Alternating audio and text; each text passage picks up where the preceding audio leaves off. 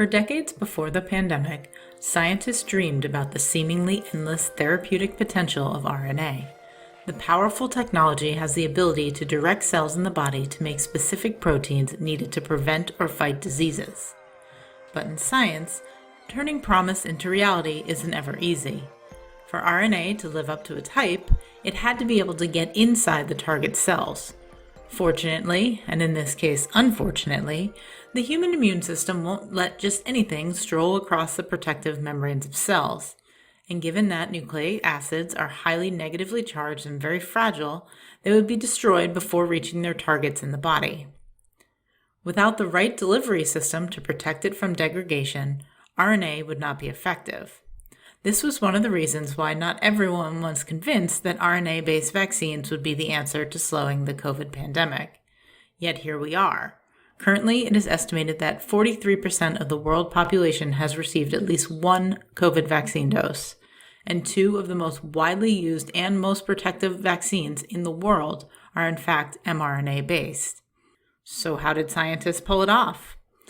They used a technology called lipid nanoparticles to usher fragile RNA molecules into cells.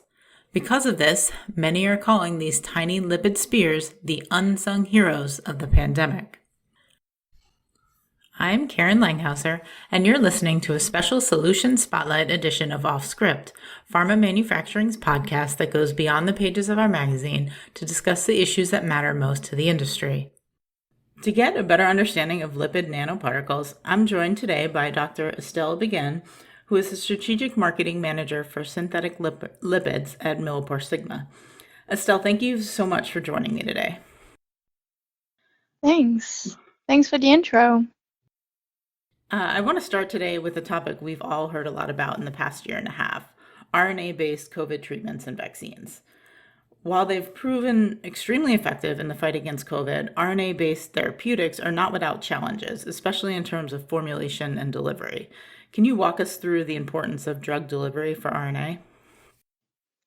Yes, definitely. So really, RNA-based therapeutics and vaccines have definitely been in the spotlight recently with the development of COVID-19 vaccines during this pandemic. But actually, if you look at the first lipid-based gene therapy that was encapsulating siRNA, this was approved in 2018. And so really, the field has been gearing up now for years to harness really the powerful nature of nucleic acid to treat and prevent diseases.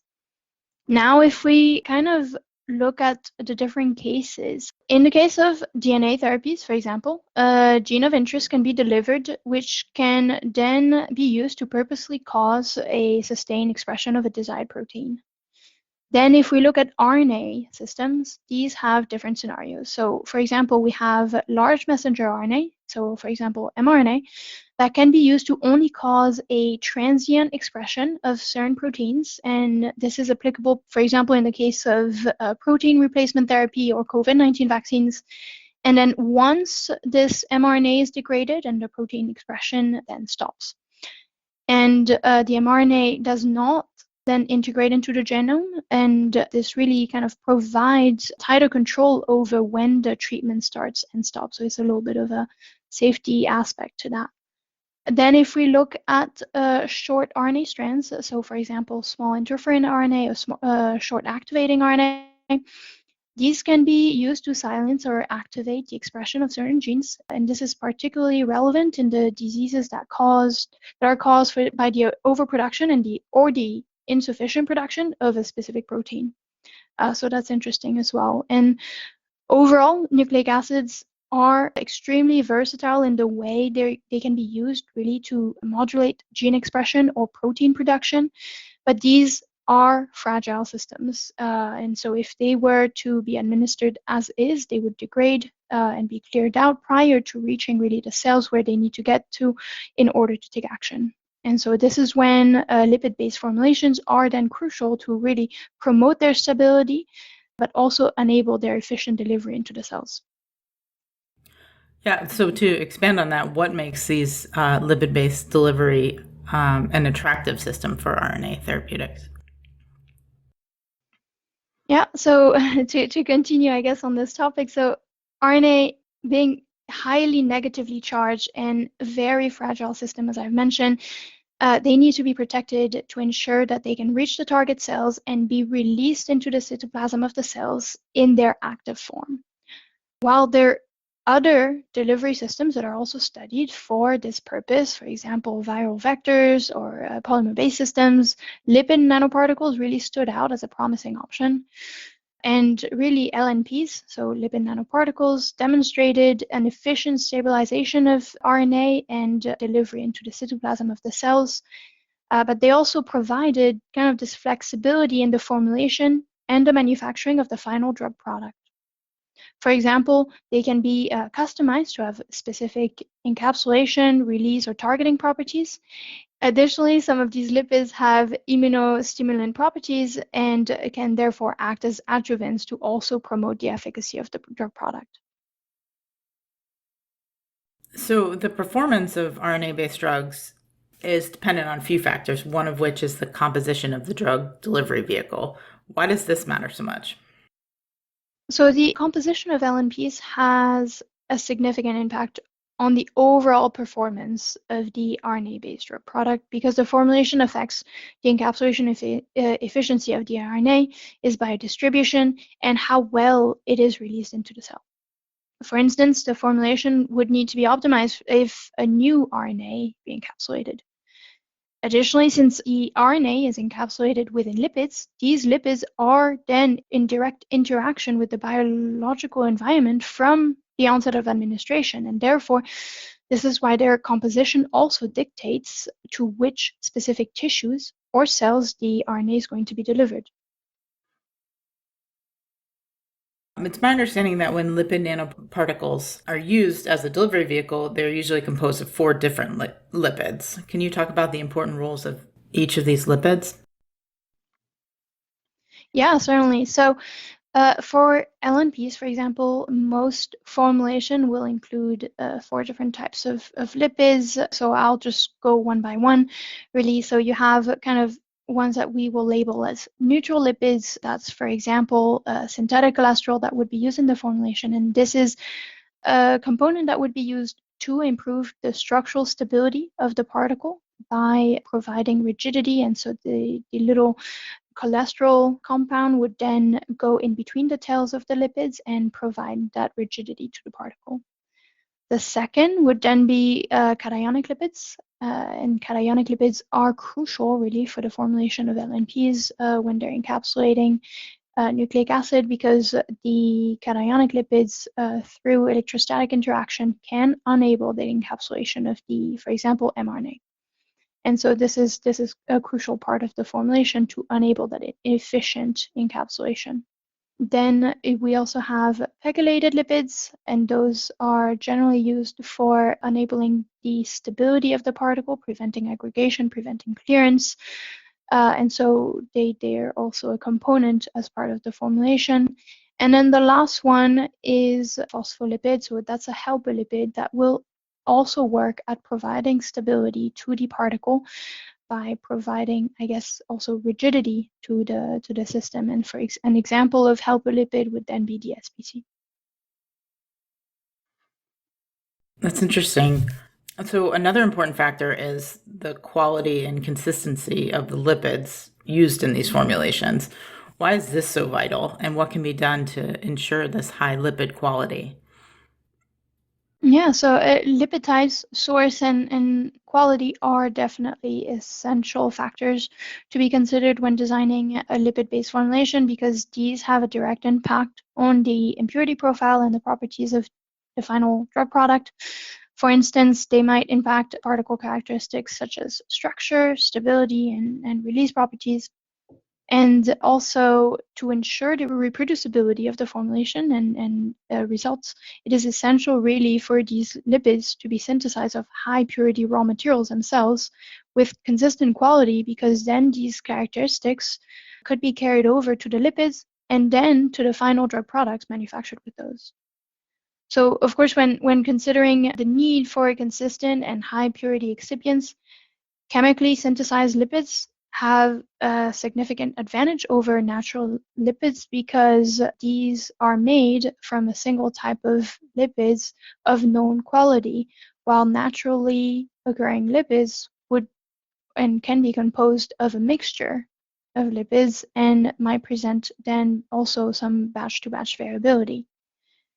To ensure really the high purity of chemically synthesized lipids with consistent quality and good handling properties, the purity of the starting material needs to be very tightly controlled, and optimization actually of the manufacturing process and purification methods are often also required. It is definitely important to control any impurities that are within the lipids, as these can alter really and change the characteristics of the final formulation, like the stability and the RNA release profile, for example. During the pandemic, with many RNA therapeutics and vaccines being developed, the industry urgently needed a large supply of these high-quality lipids. How did MilliporeSigma rise to the challenge here?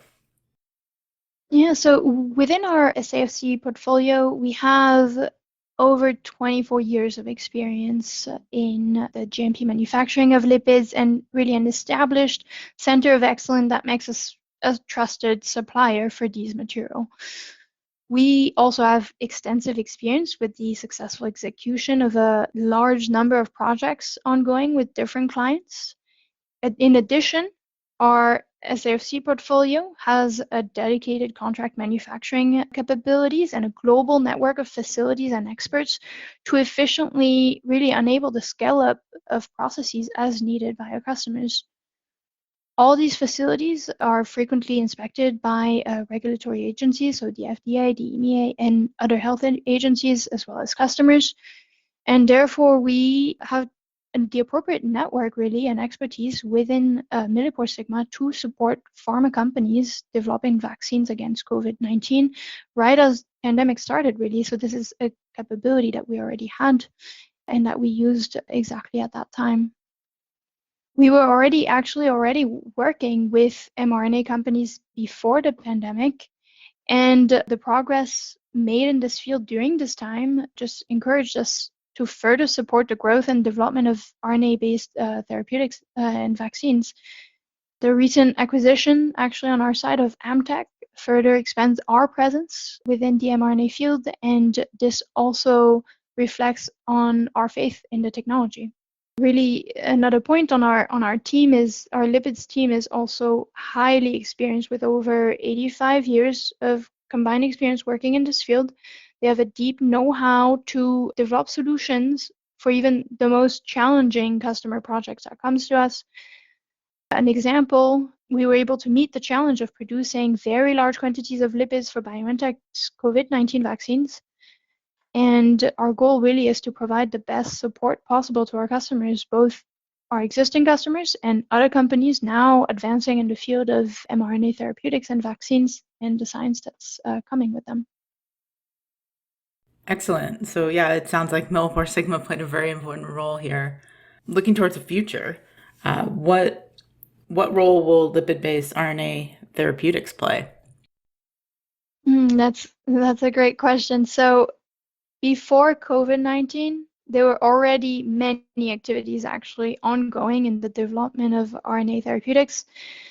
It is, however, certain that the emergency approval of mRNA-based COVID-19 vaccines with their successful clinical results, this has fast-forwarded the development of other mRNA therapeutics in really an incredible way.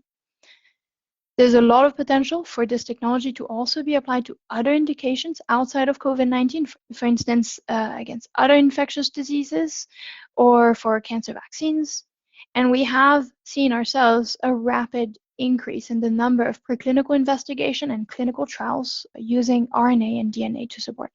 As more clinical successes are reported and published using this technology, and as we prove that medicine can be designed to act at the genetic level, there is going to be a paradigm shift in the way diseases are addressed. And so lipid-based RNA therapeutics definitely have a very exciting future ahead.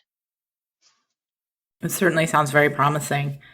Thank you so much, Estelle, for joining us today. We appreciate your input. Thank you for having me. Thank you. You've been listening to a special Solution Spotlight episode of Off Script. Thanks so much for joining us. Stay safe and stay informed.